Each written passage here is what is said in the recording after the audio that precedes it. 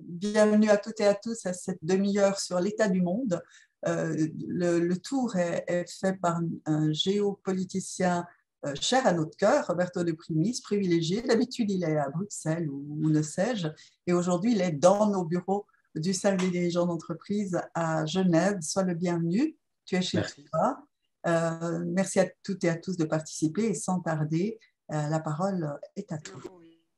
Merci Madame la Présidente. Je fais je serai bref, il est 36. Je vais essayer de faire en 10 minutes un petit résumé un peu de la situation internationale, surtout l'impact que ça peut avoir sur le monde aujourd'hui, en reprenant quelques thématiques. La première qui sera la problématique de la dette dans le monde, qui a un impact politique et qui a un impact aussi sur les économies. On le voit dans certains pays avec le Sri Lanka. Je prendrai quelques exemples pour être beaucoup plus concret pendant la conférence.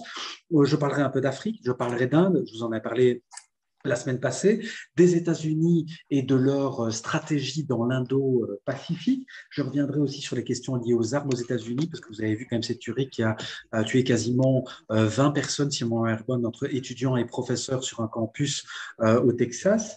La volonté aussi du président Biden était de leur taxer les riches, question qui commence à poser quand même problème sur place. Et il y a eu un affrontement entre Jeff Bezos et le président Biden. Et puis après, les questions liées à la fin de la guerre en Ukraine, quels sont les scénarios possibles. Je commencerai par là. Quand on se pose la question par rapport à l'Ukraine, parce que c'est un conflit qui commence à s'étendre dans le temps jusqu'ici et ça devient problématique, on se demande comment ça pourrait terminer. Alors, en parlant avec pas mal d'observateurs et des personnes qui sont sur le terrain, que ce soit en Ukraine, que ce soit en Russie ou même des observateurs militaires, la question est de se dire, soit on s'étend sur pas mal de mois, ça devient un conflit long et un conflit qui pourrait qui pourrait durer des années, comme ce fut le cas avec l'Afghanistan, avec l'Irak, qui est déjà internationalisé vu que pas mal de pays ont livré des armes. La seule donne qui pourrait changer les choses dans les scénarios possibles pour l'Ukraine, c'est que les Ukrainiens deviennent à leur limite maintenant pour la détention d'armes. Ils appellent, vous voyez d'ailleurs le président Zelensky intervenir dans de nombreux forums et de nombreux parlements, à chaque fois pour demander des armes. C'est à chaque fois quelque chose sur lequel il faut s'arrêter. Dans différents parlements nationaux, parlements européens, aux États-Unis, à chaque fois, c'est la demande des armes qui compte. Alors oui, des pays sont en train de distribuer des armes auprès des Ukrainiens. Par contre, il y a toute la question de la formation pour l'utilisation de ces armes-là. Et ça, c'est un point qui pose problème pour les Ukrainiens dans les mois et peut-être les années à venir si ce conflit s'étend. Et c'est là que les Russes pourraient peut-être gagner ce conflit. Les Canadiens, par exemple, pendant quelques mois avant le conflit en Ukraine et le début du conflit, ils ont formé beaucoup de militaires ukrainiens à des armements bien spécifiques donnés par les forces canadiennes. Maintenant, les nouveaux types d'armements qui sont donnés aux Ukrainiens, il faut bien les former. Pour cette formation-là, il faut quelques mois. Ça ne se fait pas du jour au lendemain. Et là, ça pourrait être une zone de difficulté pendant peut-être quelques semaines ou quelques mois maintenant pour les Ukrainiens. Et peut-être qu'on pourrait faire face à une situation où la Russie pourrait gagner du terrain parce que les Ukrainiens n'auraient pas assez d'armes et ne sauraient pas assez bien utiliser ces armes-là. Donc, dans les scénarios d'une sortie ou possible sortie de conflit, soit par un traité de paix, soit alors par la victoire d'un des deux pays, mais là ce serait sous le feu des armes. Cette hypothèse-là n'est surtout pas à mettre de côté, donc cette problématique liée à la détention des armes et à la capacité à bien les utiliser par les Ukrainiens. Voilà, tout ça pour vous donner un petit détail sur les questions purement ukrainiennes et essayer de ne pas trop vous redire ce que vous pouvez lire dans la presse au quotidien. J'essaie de vous donner, comme chaque semaine, quelque chose d'un peu différent dans l'approche. Alors, les questions qui sont liées aux dettes dans le monde, là, c'est vraiment important parce que je voulais vous en parler. La Banque mondiale, une semaine avant le conflit en Ukraine, a sorti un papier, un rapport extrêmement intéressant où elle mettait en exergue le fait que 59 pays dans le monde, majoritairement en Afrique, en Indo-Pacifique et en Amérique latine, avec une proportion assez similaire, un peu plus en Amérique latine et en Afrique, des pays qui commencent à devenir extrêmement limites dans leur situation financière et budgétaire. Et des pays qu'on ne soupçonne pas. Quand on pense au Kenya, quand on pense à l'Argentine. Bon, l'Argentine a eu quand même beaucoup de problèmes sur sa dette et sa dette souveraine avec des difficultés de rembourser ses prêteurs. C'est le cas aussi pour la Russie à l'heure actuelle qui commence à être en difficulté pour rembourser l'ensemble de ses dettes. Mais on voit que ces 59 pays, c'était ce rapport qui est sorti de la Banque mondiale, c'était juste avant le conflit en Ukraine. Et donc maintenant, ces pays-là vont commencer à ressentir une accélération de leurs dettes. C'est des pays aussi, je parle du Kenya, des pays qui tablent énormément sur un pilier de leur économie qui est le tourisme, pilier qui a été complètement tué pendant la crise du Covid. Et là maintenant, ça devient aussi complexe avec le conflit ukrainien. Donc on voit quand même que la problématique de la dette, je parle vraiment de la dette des États jusqu'ici, est une problématique qu'on ne peut pas mettre de côté et il faut vraiment garder notre attention là-dessus. Alors, je vous parlais de l'Inde tout à l'heure et l'Inde est importante. J'en ai parlé par rapport à la France la semaine passée. J'aimerais en parler par rapport à la Grande-Bretagne. Cet acteur est extrêmement vivace sur la scène internationale. Pourquoi? Parce que l'Inde continue à nouer des liens dans l'ombre du Covid et dans l'ombre des informations qu'on peut avoir sur le conflit en Ukraine. Il faut toujours être conscient qu'il se passe beaucoup de choses sur le reste de la planète et il faut garder notre regard assez attentif. Et bien sur des questions liées à l'Inde vient de signer un accord de libre-échange avec la Grande-Bretagne. La Grande-Bretagne a très bien compris que l'Inde, dans la décennie, pas les décennies, la décennie à venir, va vraiment s'asseoir en tant que puissance commerciale. Et donc, il faut déjà avoir les bons contacts et être présent sur le marché. Les Français le font, j'en parlais la semaine passée. Eh bien, les Britanniques ont signé un accord. Donc, le Premier ministre Narendra Modi était il y a 2 semaines en Grande-Bretagne pour signer un accord de coopération commerciale. Donc, les rapports se resserre entre ces 2 nations-là et il va falloir absolument suivre dans vos radars toute l'activité de l'Inde dans les prochains mois et prochaines années. D'ailleurs, l'Inde qui a négocié au rabais aux alentours de 35 $, ça vous donne une idée, le prix du baril quand elle l'a acheté auprès des Russes ces dernières semaines. Alors que les Européens et peut-être les Suisses, moins dépendants du pétrole, moins dépendants du gaz, plus dépendants du pétrole russe, nous, on l'a acheté au prix du marché total, sans le moindre rabais. Donc, c'est là où aussi on se rend compte des fois qu'on n'est pas si équilibré, pas si puissant en tous les cas dans nos négociations, nous occidentaux, et puis on tombe, je suis peut-être un peu direct en le disant, je n'utilise pas de filtre, mais on est entre nous, nous Européens, et quand je pense Européens, ça vaut aussi pour les Suisses, on va directement acheter, je vous en ai parlé il y a quelques semaines, du gaz de schiste, du pétrole de schiste auprès des Américains qui nous coûtent une belle bagatelle, et puis de ce côté-là, les Indiens et les Chinois achètent leur pétrole et leur gaz à un prix au tiers du prix qui est disponible sur le marché. Là, ça nous fait quand même nous questionner énormément. Et d'ailleurs, sur des questions purement énergétiques, j'aimerais qu'on arrête d'être des enfants cœur. Alors, comme on est entre nous, Madame la Présidente, vous me permettrez quand même de dire une chose. La presse, c'est une chose, et avoir la vraie information, une information qui est sur du Financial Times, quelque chose de tout à fait simple. Les Russes ont demandé qu'on leur paye en roubles les hydrocarbures. L'ensemble des nations occidentales ont adopté des mesures à l'égard de la Russie. Ces mesures sont extrêmement dures, des sanctions, et je ne reviens pas là-dessus et je ne reviens sûrement pas sur le conflit en tant que tel. Par contre, je vais vous citer un exemple très concret. L'ENI, qui est une société italienne active dans le gaz et dans le pétrole, qui a beaucoup d'activités sur la Russie, eh bien, elle vient d'ouvrir des comptes chez Gazprom Bank il y a 2 semaines, des comptes en roubles pour pouvoir répondre aux attentes de ses achats avec son client russe parce qu'elle se rend bien compte et donc à l'encontre des sanctions européennes et occidentales, et Rome très certainement avec son Premier ministre Mario Draghi, ancien gouverneur de la Banque centrale européenne, va très certainement avoir des tensions avec la Commission européenne parce que son propre groupe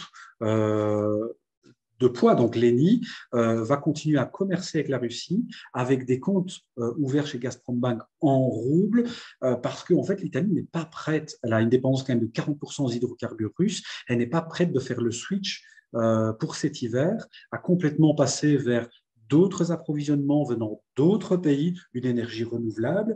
Et donc, certains pays, je crois que l'Italie est le premier, vont commencer à passer à travers ces sanctions internationales contre la Russie parce qu'ils se rendent bien compte qu'ils ne peuvent pas faire autrement. Et cette information-là, elle est sortie dans le Financial Times. Mais personne n'en parle. Donc, ce n'est pas une invention, mais je voulais absolument la soulever auprès de vous parce que c'est quelque chose qui doit attirer notre attention. On ne pourra pas faire, en tous les cas d'ici l'hiver 2022, qui est là bientôt. On est quasiment le 1er juin, hein, quasiment à l'été. Et donc, il y a beaucoup de nations qui sont hautement dépendantes aux hydrocarbures russes qui ne pourront pas faire qui ne pourront pas faire sans les hydrocarbures russes à court et moyen terme. Long terme, pour 2023, c'est toute une autre histoire.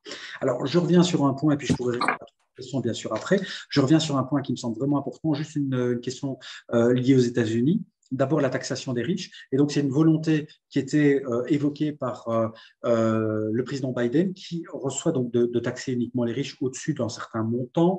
Il y a eu des échanges de tweets entre Jeff Bezos et même dans les médias entre Jeff Bezos et le président Biden. Mais ça sort surtout de quelque chose de très marqué parce que c'était sous la présidence Trump qui avait redescendu déjà la taxation sur l'impôt sur les sociétés aux États-Unis, qui est à 35%, est repassé à 21%, qui maintenant est en train de faire face à une fronde en fait démocrate, donc le camp du nouveau président américain Biden, pour essayer de remonter la taxation, de remonter aussi la taxation sur les riches. Eh bien, certains riches américains et certaines personnes dans le camp même démocrate sont en train de dire qu'on ne va pas combattre l'inflation, parce que c'était l'idée évoquée par le président Biden, on ne va pas combattre l'inflation et cette augmentation des prix en augmentant la taxation et surtout celle des riches. Donc, c'est la petite guéguerre qui a lieu à l'heure actuelle.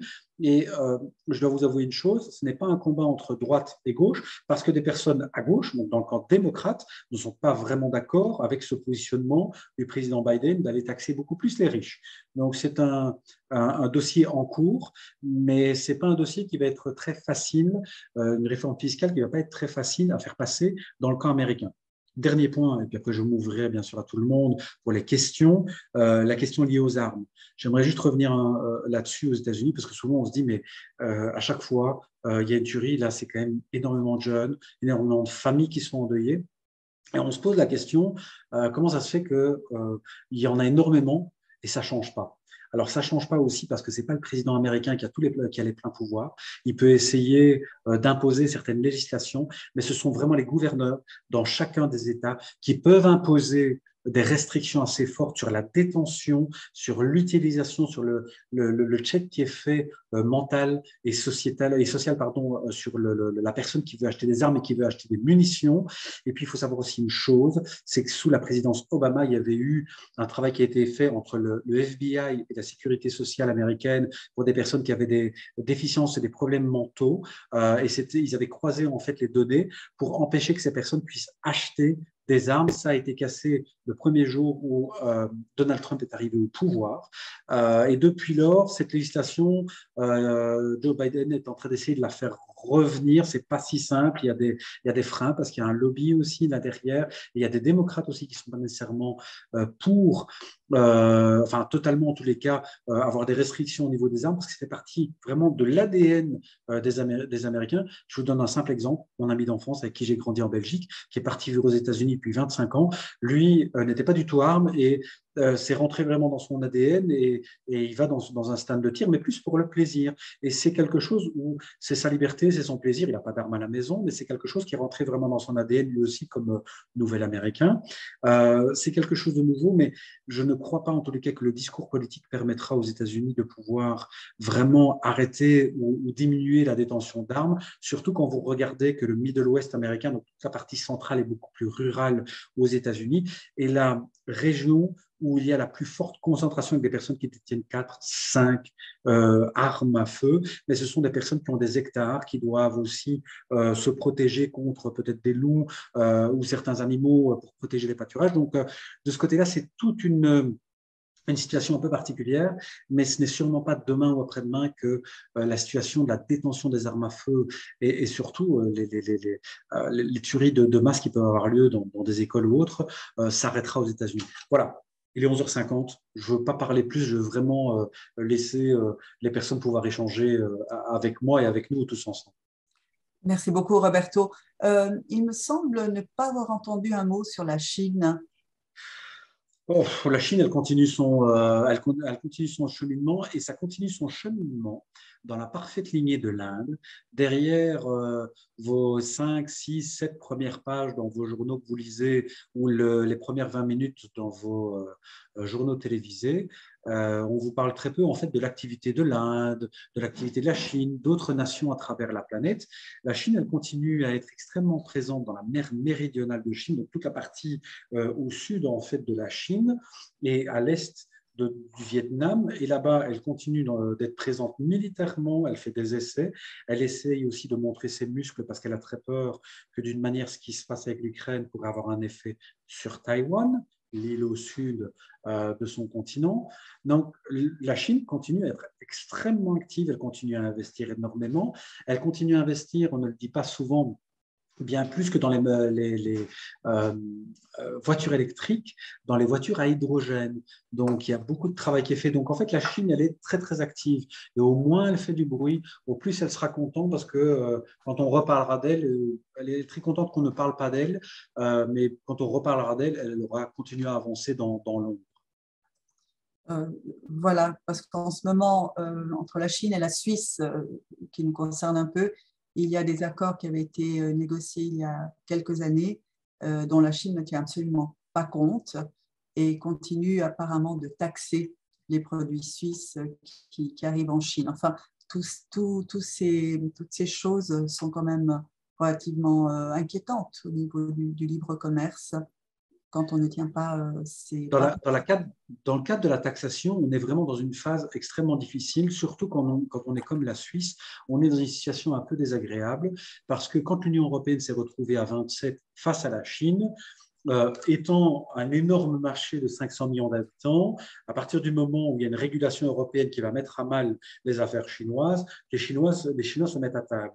S'il y a une force de coercition, ils se rendent compte qu'ils vont y perdre. Si avec la Suisse, ils se rendent compte qu'ils vont perdre peut-être 0,07% de leur PIB dans le cadre de certains échanges commerciaux, c'est là la difficulté peut-être pour Berne, peut-être certains cantons, de pouvoir négocier avec les Chinois. Des fois, il faut aller avec une forme un peu de force, peut-être d'aller contre eux. C'est vraiment dommage pour la Suisse parce que je suis au courant de ces accords-là. Et alors pour les entreprises, vous imaginez la chose la plus simple, et là je suis en train de vous dire une chose qu'il est bon de dire entre nous. Donc ça va, on est entre nous ici, on est une quinzaine, mais la plupart des entreprises suisses, la chose la plus intéressante, c'est d'aller créer alors une filiale du côté français ou du côté allemand et d'en faire une exportation vers la Chine via la zone euro et d'être sous pavillon européen et donc sous protection européenne dans la partie taxatoire. C'est quelque chose que j'ai déjà fait en accompagnant des entreprises. Je sais que ce n'est pas très réglementaire, mais voilà, c'est des choses qui se font. Je préfère quand même le dire. Merci beaucoup, Roberto. Qui aimerait intervenir je ne sais pas si Edgardo m'entend. Comme il est italien, tu as parlé de l'Italie. J'aurais bien aimé lui donner la parole sur comment il sent avec les accords et l'énergie en Italie. Tu es là, Edgardo? Non. Il est... Je suis là. Ah, parfait. Le problème, c'est que je suis en déplacement, je n'ai pas beaucoup de temps. Non, en une minute, Oui, sur, ben, chez nous ben, l'Italie, elle dépend beaucoup du pétrole et du gaz russe. C'est évident, on l'a écouté maintenant. On est en train de se délocaliser un peu, mais ce n'est pas évident et je pense que ce sera une question après l'été sûrement. Et ce que on a peur qu'il y a beaucoup d'inflation qui peut arriver. Et ici, il y a les matières premières qui sont beaucoup élevées, y compris, surtout dans la construction, parce que chez nous, il y a l'aide de l'État. Depuis une année, il y a une aide de l'État pour reconstruire, faire des restructurations. Et c'est le fameux 110. Et ça, c'est une folie. Toutes les entreprises sont occupées, mais les devis durent une semaine. D'une semaine à l'autre, on doit changer le devis. Et ça, c'est la folie. Et puis, c'est pas dit qu'il y a les matériaux. Bon, c'est comme ça. On a passé de 2 années de Covid à rien faire à maintenant une année où tous sont occupés. Oui, merci beaucoup. Roberto, c'est un peu ce que tu disais, en fait. Ouais, et surtout, c'est la préoccupation de beaucoup d'investisseurs avec qui je travaille, qui des fois me demandent, mais Roberto, ça va durer encore combien de temps cette hausse des prix et surtout ces prix hauts avant qu'ils redescendent. Et en fait, c'est très difficile à calculer. Un, parce qu'il y a une complexification, donc la raréfaction de certains produits, on le voit dans les denrées alimentaires, complexité de la chaîne d'approvisionnement, donc des fois avec des containers qui restent bloqués. Et on l'a vu hier soir lors de l'Assemblée générale du CDE, Fabienne Fischer est venue, elle nous parlait, elle a fait une mission à Hambourg. Et bien à Hambourg, il y avait 16 tankers qui étaient bloqués, enfin qui attendaient de pouvoir rentrer sur le port parce qu'il y a du retard. Alors ça, plus un conflit qui diminue quand même le niveau de confiance. Et puis des banques centrales, alors, il ne faut pas faire peur non plus aux investisseurs. Les banques centrales, dans le cadre de l'inflation, devraient augmenter leur taux d'intérêt. On le voit notamment avec la Turquie qui laisse ses taux d'intérêt extrêmement bas et avec une inflation qui arrive à des taux au-dessus de 50%. Nous, dans nos contrées occidentales, on est à du 10, 11%, mais ça reste quand même problématique. Dans certains segments, ce n'est pas prêt de changer. Regardez pour le papier, j'ai entendu des personnes qui publient des revues en format papier. Leur papier pour l'édition a fait augmenter de 37% leur coût d'impression. Et donc, certains sont en train d'essayer de voir sur des nouveaux marchés, dans du papier premium. J'ai eu la demande d'un client de lui ouvrir le Vietnam pour faire venir du papier d'un certain niveau au Vietnam. Et le papier étant si peu cher là-bas, même venant du Vietnam, ça revient encore moins cher que de le faire d'ici. Tout ça pour vous donner une idée de l'impact de l'inflation, ce que ça peut avoir dans certains domaines, comme le papier, où là, c'était 37%, c'est énorme. Merci beaucoup. À ce stade, Roberto, si mettons, qui va sortir économiquement gagnant de tout ce qui est en train de se passer? Qu'est-ce qu'on peut imaginer à ce stade? Je vais répéter ce que j'ai répété il y a très longtemps, au tout début où on se voyait. Il y a 2 pays qui en ce moment sont en train de faire tourner la planche à billets, qui n'ont même plus, à mon avis, assez de place dans leur poche. Ce sont les États-Unis et c'est l'Arabie Saoudite, en tous les cas les pays pétroliers. Alors 2 choses, l'Arabie Saoudite parce que pour le prix du pétrole et pour l'entrée en bourse d'Aramco, donc la boîte nationale, enfin, l'entreprise nationale pétrolière saoudienne, les Saoudiens derrière sont en train de se diversifier. Je ne sais pas si vous voyez ou peut-être que vous êtes touché par des publicités ciblées sur YouTube, mais l'Arabie Saoudite a modifié son approche. Elle n'est plus un pays qui donne des visas uniquement pour la partie religieuse ou pour aller faire des affaires. Elle joue beaucoup sur le tourisme maintenant. Il y a beaucoup de publicité sur les réseaux sociaux. Ils ont fait de l'advocacy, comme on dit, de la défense d'intérêts assez intéressant de ce côté-là. Et ils jouent moins sur Saudi Arabia, ils jouent sur Welcome to Saudi. Donc, ils jouent moins sur le côté arabe, musulman. Ils sont très intelligents, ils ont très bien fait les choses. Et puis après, il y a un autre pays, je parlais des États-Unis. Je vous donne un simple exemple. Des fois, un petit exemple vous donne la grande, the big picture, comme on dit en anglais. Les entreprises qui négocient, qui travaillent dans tout ce qui est gaz de roche et pétrole de roche, donc tout ce qu'ils vont rechercher dans la roche-mère, sur toute l'année 2022, c'est leur meilleure année. Ils ont fait plus de cash et d'entrée de cash sur cette année 2022 et les prévisions qu'ils ont par rapport au cours du pétrole et du gaz que les 20 dernières années. Et donc, des groupes qui étaient, je crois que c'est Glencore, il faudrait que je vous retrouve, ou Chesapeake, voilà, Chesapeake, qui a 2 ans au début de la pandémie était en Chapter 11, donc c'est-à-dire dans le droit américain, ils étaient en faillite virtuelle, donc ils avaient été devant le juge pour dire qu'ils sont en difficulté. Maintenant, ils ne savent même plus où mettre leur cash. Ça vous donne une idée de la situation. Et ça, donc, comme je répète, en 1 an, ils ont fait plus de cash que durant les 20 dernières années. Donc ça, c'est ceux qui gagnent. Et les dindons de la farce, c'est nous? Les Européens, nous, les Européens. On n'a pas été intelligents. On n'a pas anticipé, on n'a pas été intelligent, on n'a pas tapé du poing sur la table, on n'a pas eu le courage. Et c'est quelque chose, je crois que je n'oserais pas dire à la RTS aussi ouvertement, parce que je crois que Je crois qu'on me demanderait de parler autrement, mais on est entre nous ici, puis on est avec des investisseurs qui ont besoin de savoir aussi où ils pourraient gagner de l'argent, où ils pourraient en perdre et où faire gaffe avec leurs risques. Et je préfère être honnête. Enfin, quand je parle avec des investisseuses, des investisseurs, je préfère être assez direct et assez honnête. Je crois qu'on n'a pas eu assez de courage. Je crois qu'on a perdu énormément. J'ai cité l'exemple de l'Inde et de la Chine qui achètent du baril à du 35 $ et nous à du 115. Là, ça nous donne quand même une idée. Et ce n'est pas pour acheter 3 barils, c'est pour acheter des milliards de barils. Et puis après, à côté de ça, on fait de l'activisme corporate où on défend l'Ukraine, mais on finance énormément les Russes. Et puis, l'ENI, société italienne, pourtant avec un article même dans le Financial Times, on n'en parle pas du tout, va ouvrir des comptes chez Gazprom Bank, des comptes en roubles pour pouvoir continuer à commercer avec eux. Donc, et je doute qu'on fasse sortir l'Italie de l'Union européenne parce que sa plus grande société pétrolière et gazière a ouvert 2 comptes en roubles auprès de la Gazprom Bank. Tout ça vous donne une idée. C'est the devil is in the detail, comme on dit en anglais. Le diable est dans le détail. Et des petits exemples comme ça vous donnent, j'espère, dans cette demi-heure qu'on a ensemble, vous donnent des idées assez concrètes de ce qui se passe vraiment dans le monde à l'heure actuelle. Enfin, j'espère, concrètement. Merci beaucoup, Roberto. Évidemment, on parle plus ou peu de la variole du singe. Non, mais on en parlera très peu. Par contre, un monde zéro Covid, ça n'existe pas. Et donc, j'attends l'automne. J'attends l'automne 2022. J'attends de voir. Je sais que ça fait peur à certains, mais ça reviendra à un moment donné, vous verrez.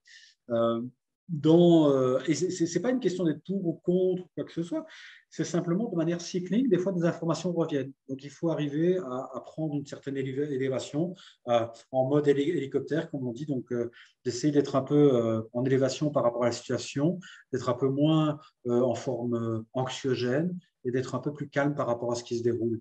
Mais vous verrez, septembre-octobre, on va reparler, et je peux déjà vous l'anticiper parce que ayant un de mes clients qui est une agence européenne, enfin d'un pays européen dans le monde de la santé, on parle de 4e dose pour des personnes au-dessus de 65 ans dès le mois de septembre. La stratégie est déjà sur place. Donc, vous verrez, on en reparlera. Faites-moi confiance. Mais entre reparler d'une 4e, 5e, 25e dose, en fait, qui remplace le vaccin de la grippe, hein, au fond, qui était annuel. Voilà. Et l'imposition ou les obligations qui vont avec, est-ce que les États pourraient, d'après toi, revenir sur des stratégies de blocage de l'économie? Non. Tous les pays à l'heure actuelle sont en stratégie concertée pour avoir. Donc, la plupart des pays européens, pour se donner une idée, ils ont dû faire vite et ils ont ouvert des centres de vaccination, même dans des stades et autres, et pour recevoir des milliers, des dizaines de milliers de personnes à la vaccination, et rapidement. Par contre, maintenant, il y a un travail depuis quelques mois pour permettre aux pharmacies qui effectuent déjà, et aux médecins généralistes, je ne sais pas comment ça s'appelle, si ça s'appelle comme ça aussi en Suisse, d'effectuer le shot de vaccination pour la grippe et de le faire aussi pour la Covid, mais sans l'obligation et sans système de passe vaccinal. On voit bien même des pays les plus réfractaires comme l'Italie ont arrêté toutes leurs modalités extrêmement strictes. Des pays qui étaient extrêmement fermés comme le Vietnam ou autre, à part la Chine qui est encore en modalité zéro Covid en présence sur son territoire. Mais la plupart des pays vont passer en diminution des restrictions et permettre cette vaccination sans obligation. C'est ma sensation personnelle. On n'est pas encore à l'automne. Mais dans les pharmacies, pour aussi diminuer les coûts inhérents, parce que ça coûte très très cher, pour la gestion des centres de vaccination et toute la chaîne d'approvisionnement pour gérer les frigos à moins 70 degrés. Donc ça, c'est pour avoir des vaccins en monodose qui ne doivent pas rester dans des frigos à moins 70 degrés, des choses comme ça. Mais je crois que les choses vont se calmer. Mais je suis sûr qu'on va en reparler à un moment donné. Merci beaucoup, Roberto. Une demi-heure, ça y est, nous y sommes. Le temps passe toujours terriblement vite. Merci beaucoup. Merci.